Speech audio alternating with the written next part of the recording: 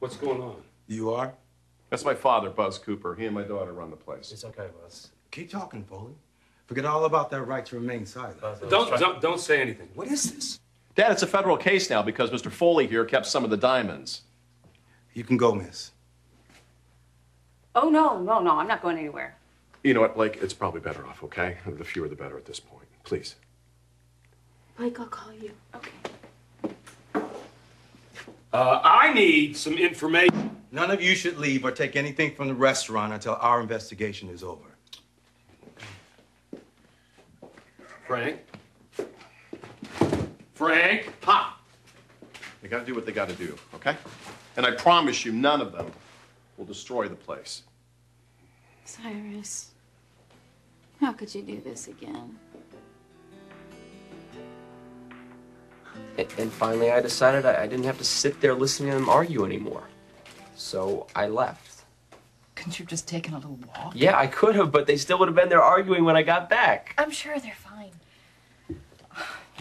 James, you know, I've been your greatest ally your entire life, and I have been your greatest defender since you got back home. But this lack of caring that you've started, it just baffles me. I mean, I hope it's not going to take a terrible tragedy for you to figure out that life is short and we need to take care of each other. You just depress me so much.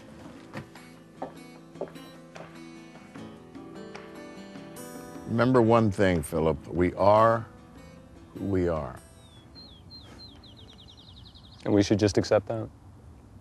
We should never try to improve ourselves or learn anything from our mistakes? You know, you keep dwelling on the past. You need to move on.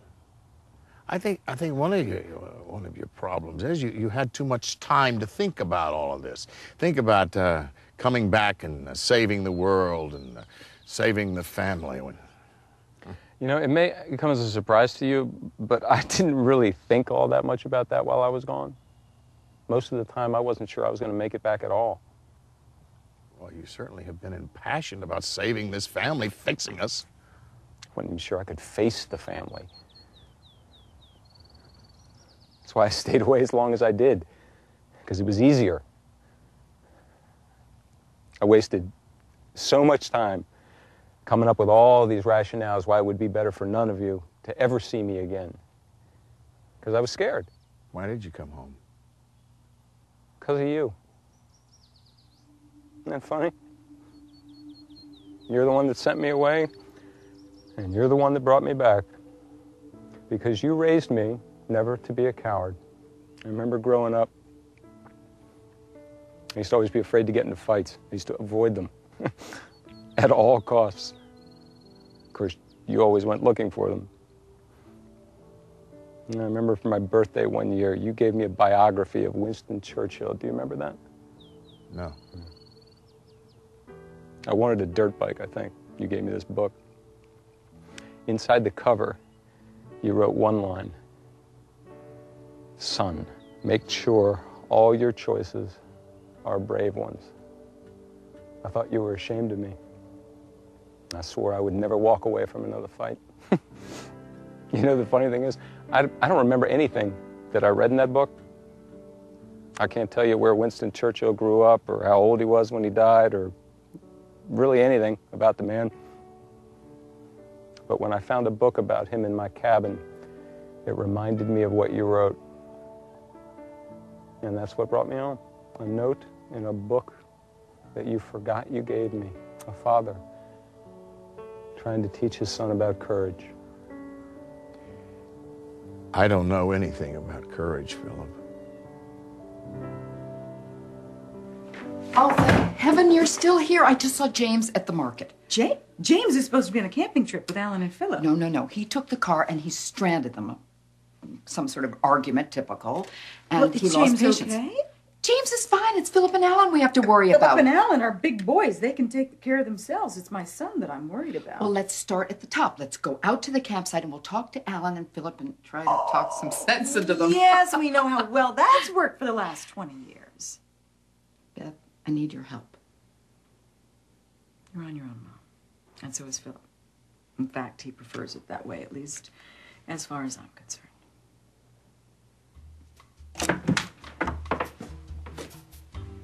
Thanks for getting me home okay. Mm-hmm. You sure you're gonna be all right? I need a shower. Me too. I wasn't an invitation. I know. Yeah. I'm just a very visual guy, and you know, I have seen you naked. Thank you for trying to cheer me up. I promise next time I'll be good company. I will. I'm gonna hold you to that. You take care of yourself, all right? Yeah. I could do your back.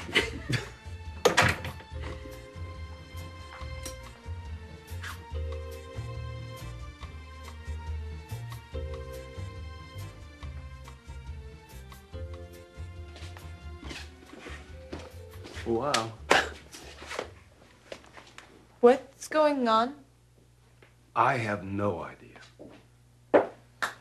Mr. Foley, by law, I'm required to inform you that we have to do a body search in order to They're in my ensure...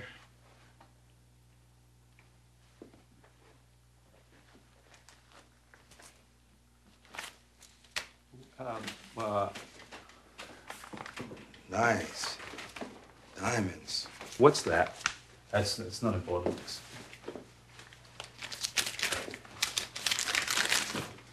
Stowe Daisy School roof. You're the guardian angel? I was trying to help. You bought me the stove? You bought the stove with the diamonds.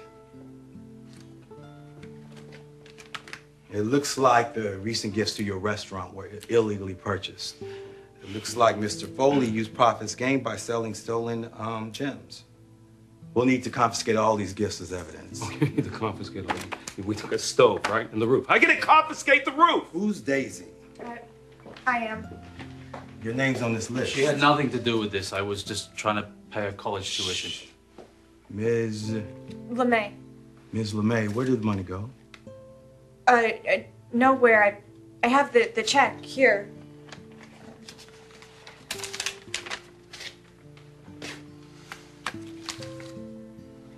Oh, it looks like you're going away for a very long time, Mr. Foley.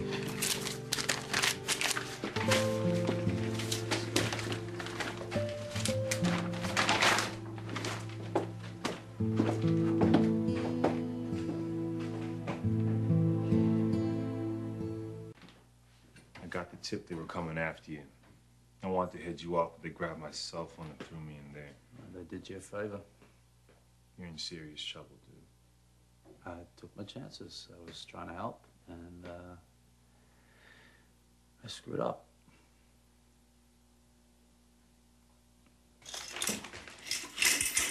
All about jewel thieves. They obviously belong to Foley. Those belong to my son. Look on the cover of the box here. That's my brother's name right on the label. They're for a book. Well, they're part of the investigation until we can confirm it's not. You or your son have a receipt. No, my son is dead. Mr. Cooper will be in touch. Detective. I'll see you guys at the station. Dad, we're going to process Foley now. It was your idea to give him a second chance. It's okay. I can't believe Cyrus would do this to us. I can. He's an ass. Olivia, the door's wide open. I'm just coming in. Are you here? Come on in.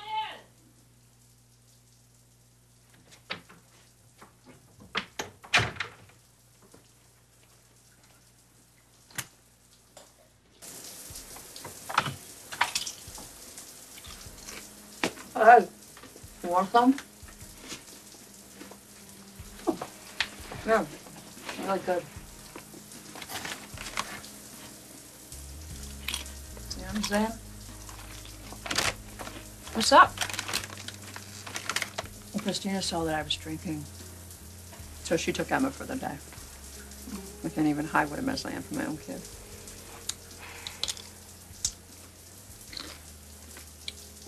You think Natalia's gonna come back? I don't know. You have to know something. You were the last person who saw her. You're here. Rafe is here. Was it me? Did I do something? Did I do something to make her run away like that? I don't think so. Well, when she told you about us, did she say anything? I mean, come on. Do you mind if I turn the water off? I don't feel like taking a shower anyway. Okay.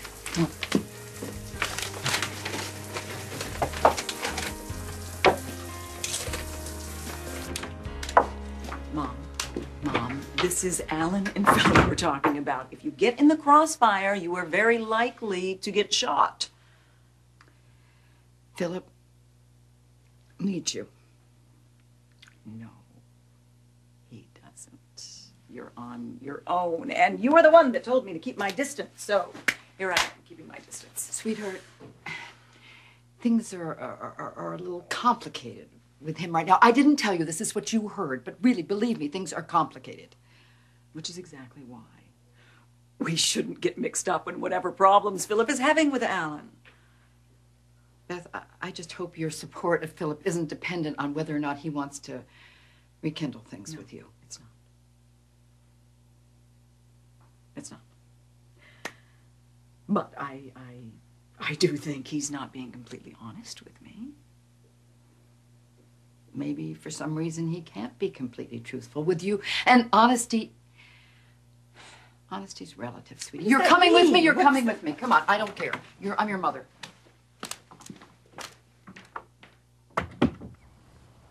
What do you mean you don't know anything about courage?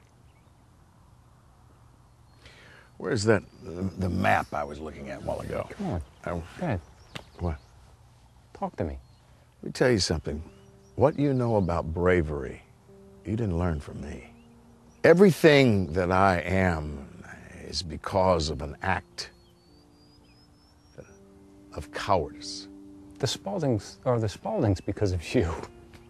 You can't build a dynasty like that and be a coward. I found it out at a gas station. A gas station owned by my father. We were having our oil changed one day, and there was this guy that worked there named Gerald Pierce. Gerald was my age. He had a wife and a little boy.